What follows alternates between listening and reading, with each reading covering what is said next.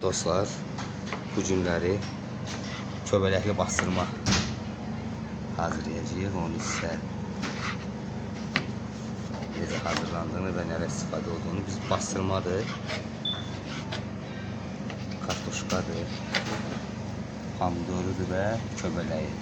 Bunun hazırlanma qaydasını, yəni çox çətin deyil, evdə istədiyiniz vaxtı hazırlaya bilərsiniz. Bastırmalarımızı bu forma xırda doğrayırıq.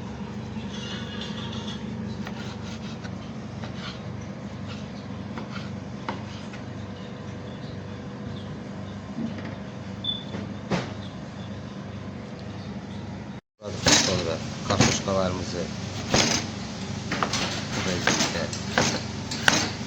kubik halına geliyorlar. Xırda doğrayırıq.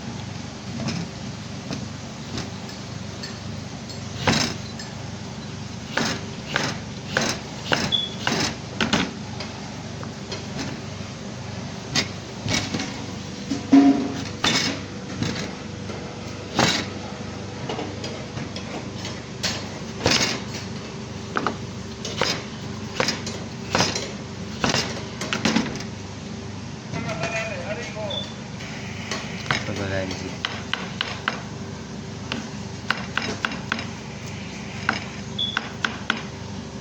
xırda doğrayırıq.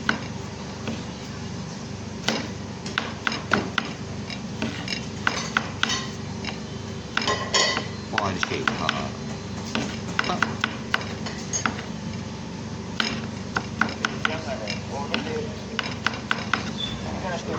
Bu qayda doğradıktan sonra ve pomidorumuzun üzümdəki qabığını soyuruq.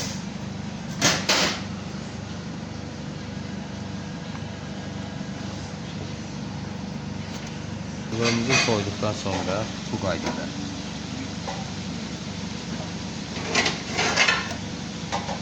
doğruyoruz.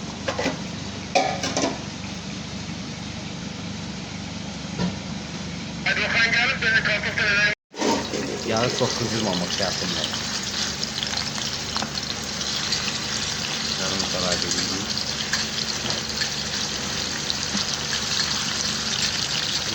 Ne kadar bacarsa bu kadar tez karıştırmak lazım ki kurumasın. Ve sosunu andırmak için altını çok koymak lazım. Taşlı sos. Varımızı bastırma kızarmak isteyene yakın bastırmamızı içine əlavə edirik. İsteyen buna biraz soğan da vaxtı edə bilər. Yəni o isteğe bağlıdır. Soğan vura da bilərsən, vurmaya da bilərsən. Bak kartofun duz payı.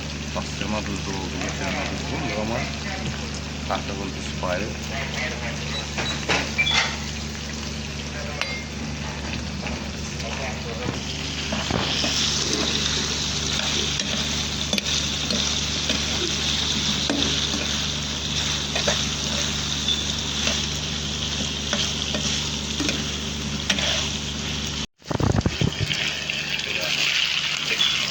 Ve bunu kartuşkası durandan sonra kapak etmek lazımdır ki kartuşkamız biraz yumuşalsın. Dostlar, biz bunu 2-3 defa karıştırmışız, yani gözünüzün çekeceksiniz. Bu kartuşkamız pişene yakın köbələğimizi əlavə edirik.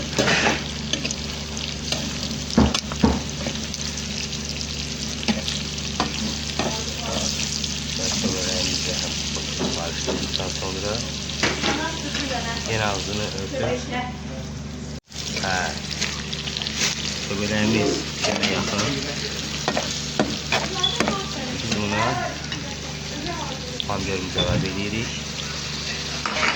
Demək olar ki yemeğimiz 5 dəqiqədir. Yəni pomidorun da tuz payını əlavə etdikten sonra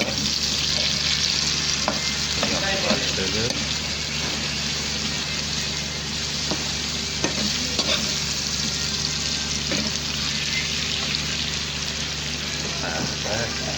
Geçmeyini görüyoruz.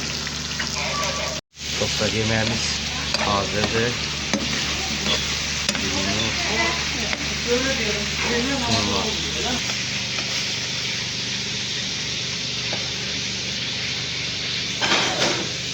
Görünüşü de güzeldi dostlar. Dadı da görünüşünden güzel.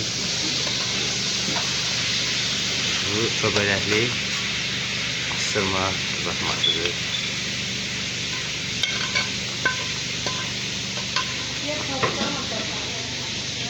Kuş olsun. Bunun üstüne elbette ki gözəllik.